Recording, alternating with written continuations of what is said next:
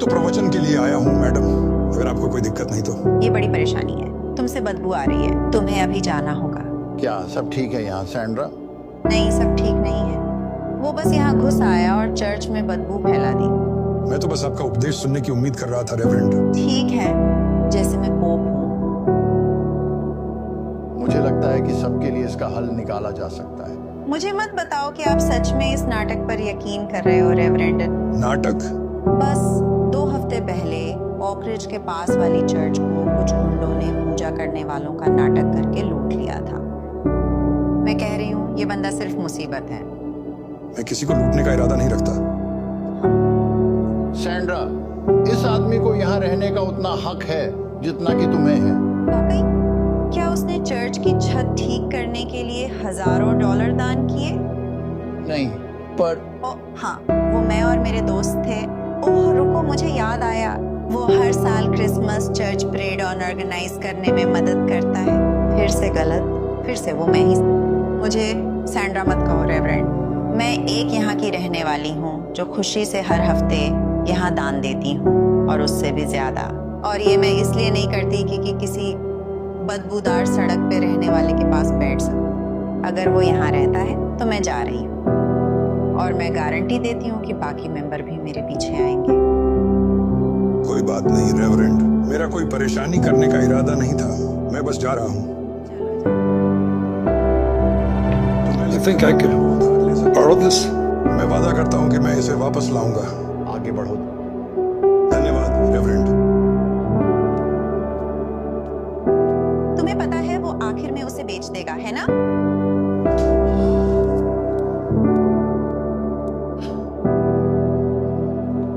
भगवान आपका भला करे। आने के लिए धन्यवाद। थोड़े पैसे दे सकते हो?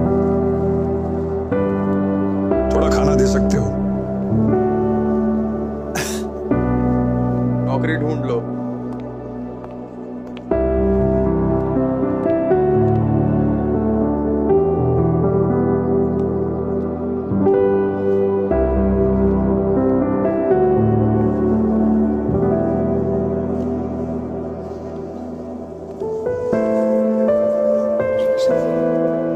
कैसा रहा? क्या तुम हमारे लिए कुछ खाना लाए? दवाई का क्या? सॉरी सब लोग, मुझे आज कोई खाना या सामान नहीं मिला। हम आपकी कोशिश की कदर करते हैं। लेकिन मैं खाली हाथ नहीं आया।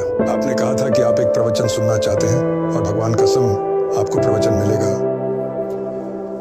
मैथ्यू 25 वर्सेस 35 और 36। मैं भूखा था, तुमने मुझे खाने को दिया। मैं प्यासा था, तुमने मुझे पीने को दिया। मैं अजनबी था, तुमने मुझे अपनाया। मुझे कपड़ों की जरूरत थी, तुमने मुझे कपड़े दिए। मैं बीमार था और तुमने मेरी देखभाल की। मैं जेल में था, तुम मिलने आए।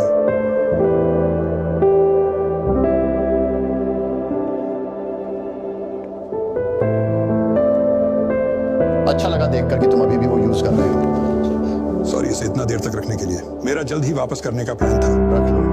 मैं आज यहाँ इसलिए नहीं आया। अरे आप यहाँ क्यों आए हो? कल चर्च में मैंने चंदा इकट्ठा किया था और आप इसका यूज कर सकते हो। तुम्हें पता नहीं है कि इसका हमारे लिए क्या मतलब है। बहुत बढ़िया।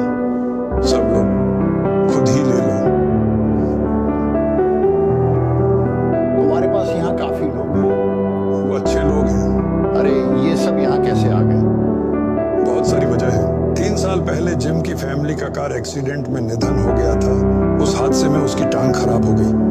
इसका मतलब वो अब वेयर हाउस में काम नहीं कर सकता था। सारा यहाँ मुझसे पहले से है। पहले उसे गोलियों की लत थी, उसकी जिंदगी बहुत खराब हो गई थी। उसने सब कुछ और सबको खो दिया, लेकिन ऊपर वाले की मदद से और यहाँ के अच्छे लोगों के सपोर्ट से हमने उसे इससे निकाल लिया। ट्रेसी का हस्बैंड करीब 1 साल पहले कैंसर से मर गया था। वो हॉस्पिटल बिल्स के साथ साथ अपने हस्बैंड को खोने के बाद डिप्रेशन में चली गई। उसने अपनी जॉब खो दी, दोस्त और आखिर में अपना घर भी। हम जो कर सकते हैं कर रहे हैं ताकि उसे इस अंधेरे से बाहर ला सके। तुम्हें पता है मुझे बिल्कुल अंदाजा नहीं था कि इतने सारे लोग मेरी चर्च के इतने पास रहते हुए इतनी जरूरतों में हैं। ये आपकी गलती नहीं है रेवरेंड। हम यहाँ इस जगह पर छुप कर रहने की कोशिश करते हैं। यहाँ के लोग और पुलिस हमसे अच्छे से पेश नहीं आते। तुम्हें पता है, मेरे पास एक आइडिया है जो इसे ठीक कर सकता है। मुझे तुम्हारी मदद चाहिए।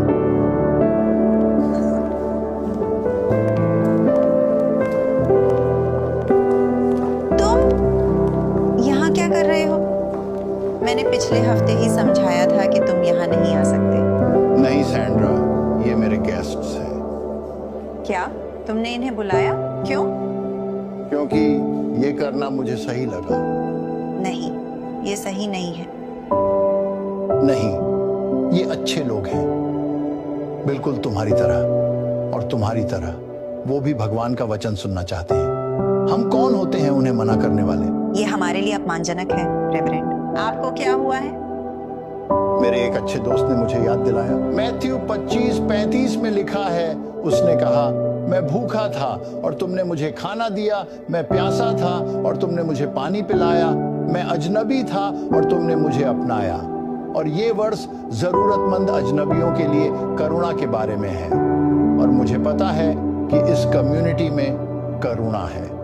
पिछले हफ्ते ही मैंने आप सबसे कपड़े, खाना और मेडिकल सप्लाई डोनेट करने को कहा था, उन लोगों के लिए जो जरूरतमंद हैं। और आप सबने खुशी से दिया। तो जरा इधर उधर देखो, ये वो लोग हैं जिनकी मदद आपके दान ने की। लेकिन मैं पूछता हूं, क्या हमारी चैरिटी और गुडविल यही खत्म होनी चाहिए? हम लोगों को खाना खिलाते हैं और कपड़े दान कर सकते हैं, लेकिन अपने पैसे उनके साथ साझा नहीं कर सकते। बहुत टाइम से हमने अपने समुदाय के सदस्यों की पीड़ा को नजरअंदाज किया है। हमने उन्हें दूर कर दिया, परछाइयों में ढकेल दिया ताकि हम दिखावा कर सकें कि वो अस्तित्व में नहीं है। मैं कहता हूं अब और नहीं। हम इन लोगों को अब जज नहीं करेंगे, उन्हें अवॉइड नहीं करेंगे, उन्हें अपने चर्च में निमंत्रण देंगे और गले लगाएंगे।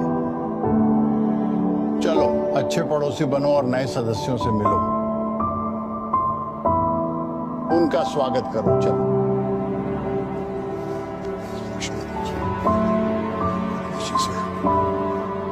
मैंने जैसा बिहेव किया उसके लिए मुझे प्लीज माफ कर दो भाई। तुम्हें शांति मिले। और तुम्हें भी। धन्यवाद।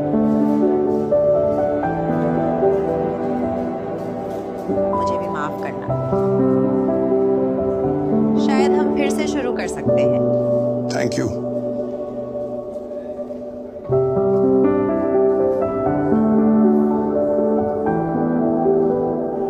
धन्यवाद रेवरेंड इसके लिए। नहीं, थैंक यू। किस लिए?